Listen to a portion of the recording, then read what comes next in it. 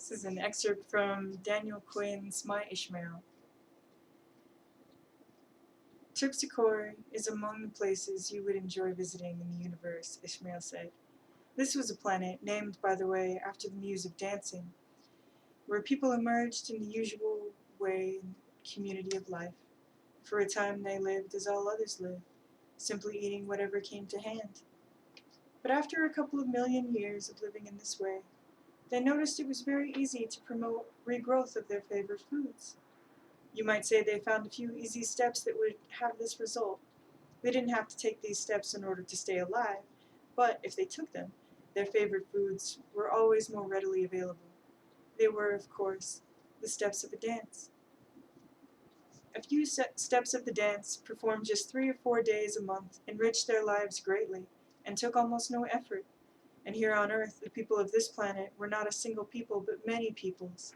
And as time went on, each people developed its own approach to the dance. Some continued to dance just a few steps 3 or 4 days a month. Others found it made sense for them to have even more of their favorite foods, so they danced a few steps every second or third day. Still others saw no reason why they shouldn't live mostly on their favorite foods, so they danced a few steps every single day. Things went on like this for tens of thousands of years among the people of this planet, who thought of themselves as living in the hands of the gods and leaving everything to them. For this reason, they called themselves the leavers. But one group of leavers eventually said to themselves, "Why should we live just partially on the foods we favor? Why don't we live entirely on the foods we favor? All we have to do is devote a lot more time to dancing." So this one particular group took to dancing several hours a day.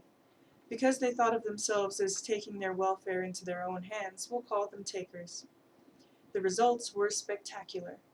The takers were inundated with their favorite foods. A manager class soon emerged to look after the accumulation and storage of surpluses, something that had never been necessary when everyone was just dancing a few hours a week. The members of this manager class were far too busy to do any dancing themselves, and since their work was so critical, they soon came to be regarded as social and political leaders.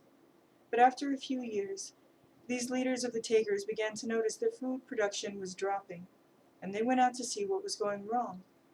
What they found was that the dancers were slacking off. They weren't dancing several hours a day, they were dancing only an hour or two, and sometimes not even that much. The leaders asked why. "What's the point of all this dancing?" the dancers said. "It isn't necessary to dance 7 or 8 hours a day to get the food we need. There's plenty of food, even if we just dance an hour a day. We're never hungry, so why shouldn't we relax and take life easy, the way we used to?" The leaders saw things differently, of course. If the dancers went back to living the way they used to, then the leaders would soon have to do the same, and that didn't appeal to them at all. They considered and tried many different schemes to encourage or cajole or tempt or shame or force the dancers into dancing longer hours. But nothing worked, until one of them came up with the idea of locking up the food.